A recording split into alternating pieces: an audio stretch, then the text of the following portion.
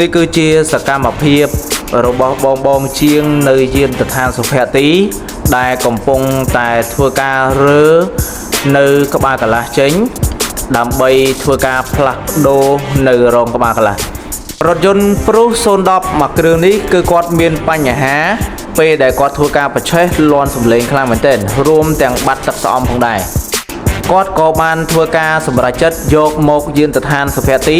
ដើម្បីជួបពិគ្រោះយោបល់ជាមួយនឹងខាងជើងរបស់យើងផ្ទាល់តា3ធំទី1តាក់ទងជាមួយនឹងបញ្ហាបូមទឹកប្រសិនបើបូមទឹកបូមអត់ល្អក៏វាបណ្ដាលឲ្យមានបញ្ហាឆេះក្បាលកន្លះនឹងដែរហើយមួយទៀតតាក់ទងជាមួយនឹងទឹកស្អំពេលដែលបងប្អូនប្រើទឹកស្អំយូរឆ្នាំដែលអត់បានសូវផ្លាស់ប្ដូរអត់បានឆែកមើលក៏វាអាចនឹងបញ្ហាទៅដល់រោងក្បាលកន្លះដែរហើយមួយទៀតតាក់ទងជាមួយនឹងអាយុកាលនៃម៉ាស៊ីនផ្ទាល់តែម្ដងដែលយូរឆ្នាំគឺក៏អាចមានបញ្ហាទៅលើរោងក្បាលកន្លះនៅដូចគ្នា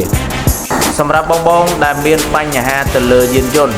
ដែលចង់មកធ្វើការផ្លាស់ប្ដូរនៅគ្រឿងបន្លាស់ផ្សេងនៅយានដ្ឋានសុភ័ក្រទី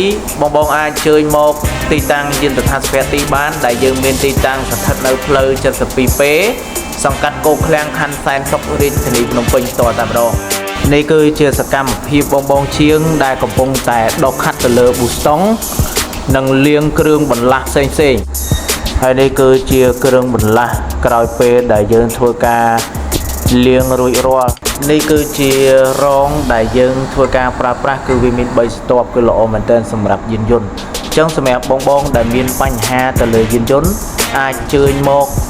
ដល់យានដ្ឋានសុភ័ក្រទី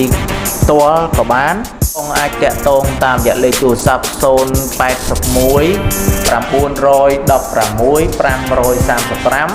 077 916 និង